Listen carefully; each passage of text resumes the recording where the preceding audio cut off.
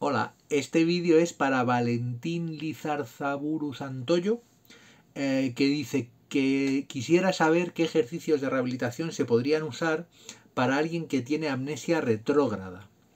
Bueno, la pregunta está bien planteada, pero tiene un pequeño problema de concepto. La amnesia que tiene, vamos a decir así, potencial rehabilitación, es decir, que a la que podemos rehabilitar, es la amnesia anterógrada. Voy a explicarlo porque me temo que Valentín, cuando formula la pregunta, o ha confundido el término y quería poner anterógrada, o si de verdad quería poner retrógrada, pues no conoce sus diferencias, ¿no? Y bueno, pues es interesante plantearlas. Llamamos amnesia anterógrada a la amnesia que se produce desde el momento de la lesión en adelante, es decir, a la pérdida de la capacidad para almacenar nuevos recuerdos a consecuencia de una lesión o de una enfermedad o de algún problema neurológico. De manera que yo en un momento dado de mi historia personal tengo una alteración neurológica que me provoca que desde ese momento en adelante vaya a tener problemas para almacenar nuevos recuerdos. Y ahí es donde la rehabilitación neuropsicológica hace su función, ¿no? Donde tiene la finalidad de conseguir que esa persona que a consecuencia de esa pérdida de la función de la memoria, pues pueda recuperar esa función aplicando estrategias, técnicas y diferentes herramientas con las que disponemos para hacer rehabilitación. Ahora bien, la amnesia retrógrada es la amnesia que se produce cuando en un evento traumático la persona no recuerda los últimos eventos antes de la lesión.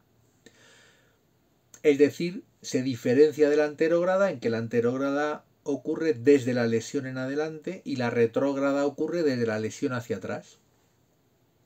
Pongo un ejemplo. Un individuo que ha tenido un traumatismo cráneoencefálico, por ejemplo, de una relativa severidad, y va a quedar amnésico anterógrado, de manera anterógrada, es decir, ese individuo va a tener problemas de memoria desde el traumatismo craneoencefálico en adelante, por lo tanto va a tener amnesia anterógrada, pero a consecuencia del traumatismo craneoencefálico va a tener también amnesia retrógrada. ¿Y eso qué significa? Que no va a recordar momentos antes del traumatismo, en este caso.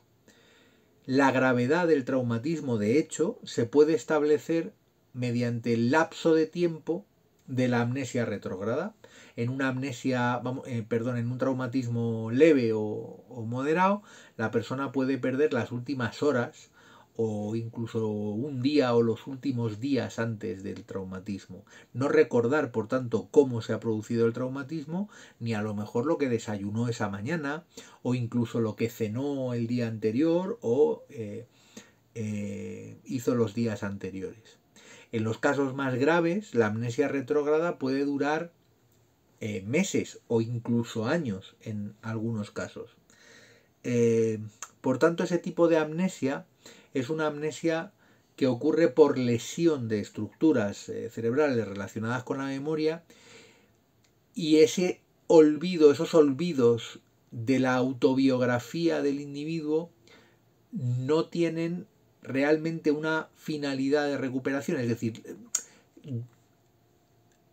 yo como neuropsicólogo, ¿qué me planteo cuando quiero rehabilitar que una persona recuerde cómo sufrió el traumatismo craneoencefálico, por ejemplo? O qué desayunó la mañana que luego tuvo un traumatismo craneoencefálico. No tiene realmente utilidad, y además corremos un riesgo importante, y es que precisamente porque el individuo está amnésico va a tender a fabular. Y por tanto, si yo le pregunto, le interrogo continuamente sobre esos momentos prelesión, ¿no? Esos momentos antes de la lesión que no recuerda, y no recuerda porque no han sido bien grabados en el sistema, por tanto no existen en su sistema.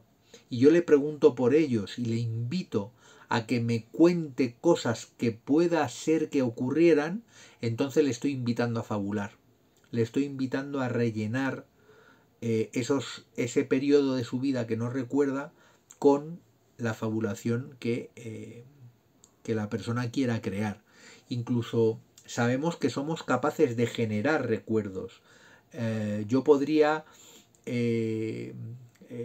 con una finalidad, claro, muy poco ética, querer inculcarle que pues su traumatismo craneoencefálico fue culpa de que un coche rojo chocó con no sé qué.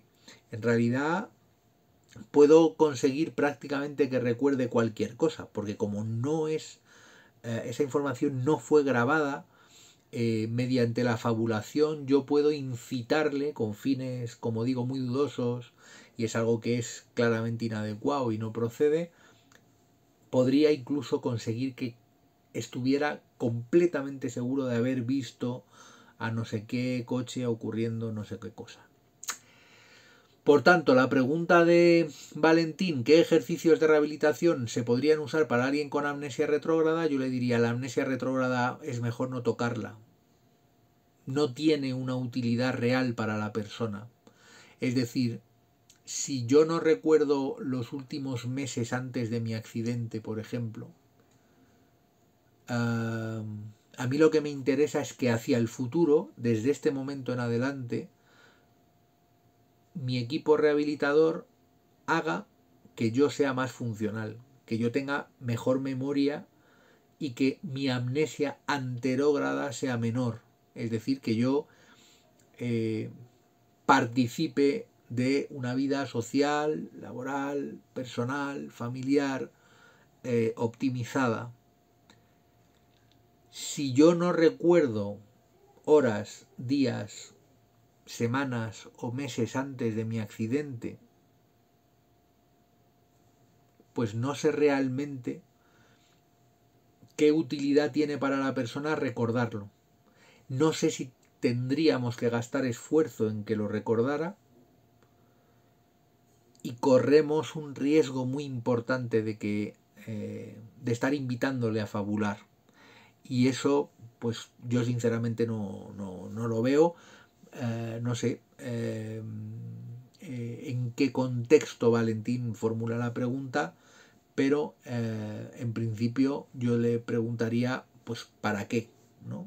¿Para qué queremos rehabilitar una amnesia anterógrada? Esa amnesia anterógrada se irá reduciendo a medida que el paciente recupere y, como digo, pues dejará residual pues horas, días en los peores casos, semanas o incluso meses o años en los casos más graves. Pero sinceramente no veo la utilidad de rehabilitar, porque hay que mirar hacia el futuro y decir, bueno, pues esta persona con esta lesión vamos a hacer que tenga menos secuelas a consecuencia de su amnesia anterógrada, que sí es la que tratamos y la que medimos y la que realmente parece que nos importa. Así que bueno, esta es la respuesta que puedo dar. Espero que le haya servido. Un saludo.